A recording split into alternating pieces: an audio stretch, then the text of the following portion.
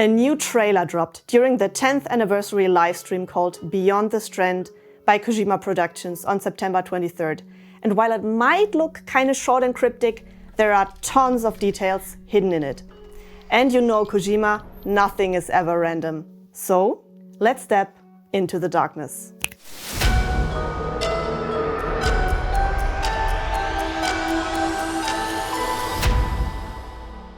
Hey everyone, I'm Anka. Welcome back to Rely on Horror. Today we're diving deep into the brand new teaser for Hideo Kojima's upcoming horror project OD. But first, a quick refresher. OD was announced back in 2023, directed by Hideo Kojima himself, with Jordan Peele confirmed as a collaborator. The new teaser, officially subtitled Knock, was shown during the anniversary stream, and it's full of haunting imagery. The cast already includes Sophia Lillis, Hunter Schafer, and Udo Kier. Kojima has been clear, this isn't just a game. It's meant to blur the lines between cinema and interactivity, typical for Kojima. And he also said that people are either going to love this project or absolutely hate it. The trailer opens with 2 ominous knocks before we even get to see anything, with 2 more following knocks where we get to see a red door up close. The knocks are that hard that the door shakes, and you can already tell by that something is off. There's no handle, just an ominous surface. It feels like something is trapped inside. Right after that, a red card slips through the slit of the closed door and falls onto the entrance mat. After a partly redacted intro sentence, we see the card up close on the entrance mat and the shadow of a person coming closer to investigate. Upon closer looking, the face is shaped like an anatomical heart, entirely made out of eyes. 7 eyes, to be exact. A shaking hand, which turns out to be Sophia Lillis, picks it up and flips it to reveal the backtext, which reads, "Light the fires to celebrate their redacted." That tends to be our first clue on how the gameplay of OD will work. We got a mission that we'd better fulfill. There are also 2 symbols on the card, a sun on the top and something that reminds me of the Celtic Ogham writing system, even though there are not enough strokes to that. Maybe the sun and the symbol on the bottom resemble something like "there's always light in the dark," or "without darkness, there's no light." Eerie music starts to play, and we get more redacted text.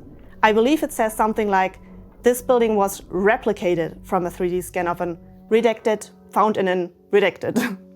For the second part, I believe it would have said something like, "And then we were trapped in a sinister ritual." Sophia Lillis' character then steps into a dim, oppressive room through an awfully loud and creepy creaking door. On the table, which seems to be an altar, we see an arrangement of strange candles. She picks out a matchbox with a plane on it and the word "missing." That could suggest a backstory involving a plane crash and the spirits of those lost passengers. There are smaller details too. I mean, look at Sophia's arm warmers or wrist warmers. They look like typical ones from around the 90s, which were fashionable back then and a part of the whole aerobics trend. Even though they're not in bright neon colors, but rather in a neutral color, which might hint at the time period the story takes place in, or of the social status she has. As she lights the candles, the atmosphere shifts. Each flame seems to trigger new unsettling events. For example, as the baby-shaped candle starts to burn, we immediately hear the sound of a crying infant from somewhere nearby. Is that a subtle hint to PT? As she turns back to the table, one of the empty candles suddenly fills with writhing worms. That's classic Kojima, turning ritual acts into grotesque symbolism. And while lighting one candle after another, we get interrupted by those terrifying knocks and the door disrupting our efforts, accompanied by weird noises. After lighting the head candle, which bleeds red blood, the carousel on the table starts spinning. Also, the back of the carousel figures are marked with numbers 6, 1, and 2, positioned clockwise, but the carousel itself spins anti-clockwise. Symbolism? Or maybe a puzzle mechanic? We'll see. At one point, after lighting the head candle, you hear clicking sounds. The sound could be coming from a Geiger counter, which is a scientific instrument designed to detect ionizing radiation like alpha, beta, and gamma particles.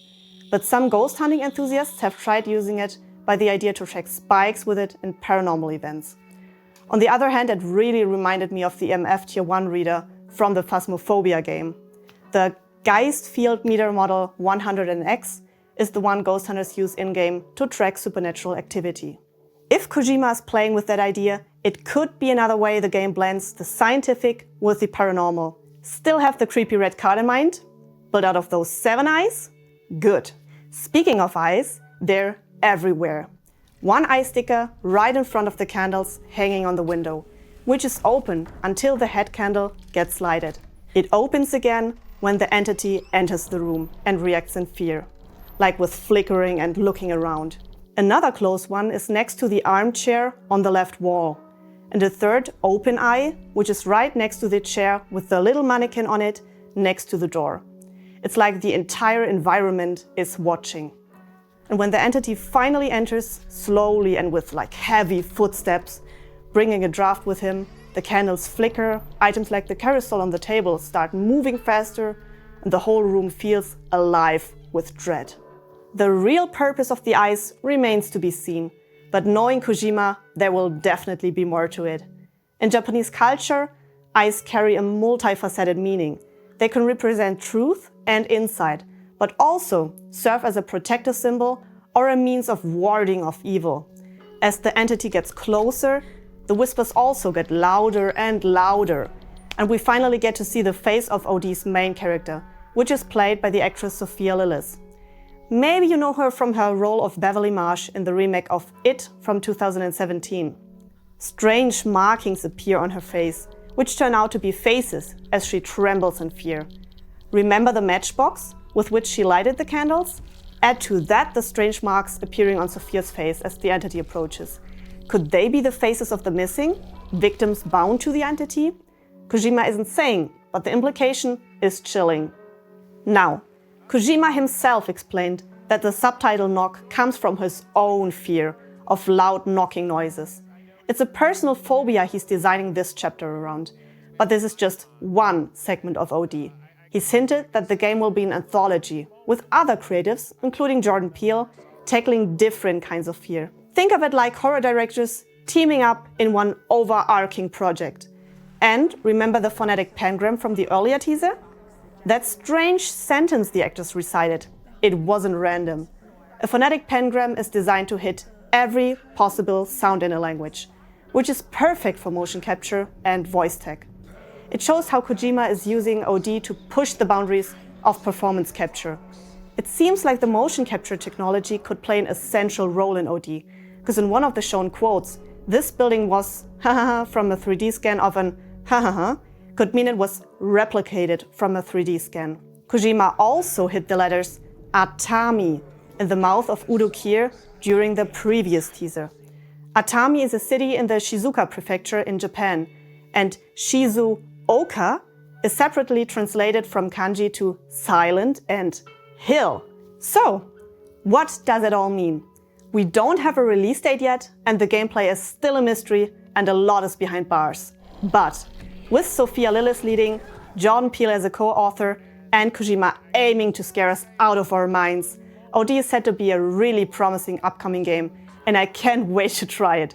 Or watch Andy flipping his controller and throwing his headset while playing. And if Silent Hills was meant to make you lose sleep, OD looks like Kojima's second shot at doing exactly that. What do you think the eyes, the candles, and that missing plane mean?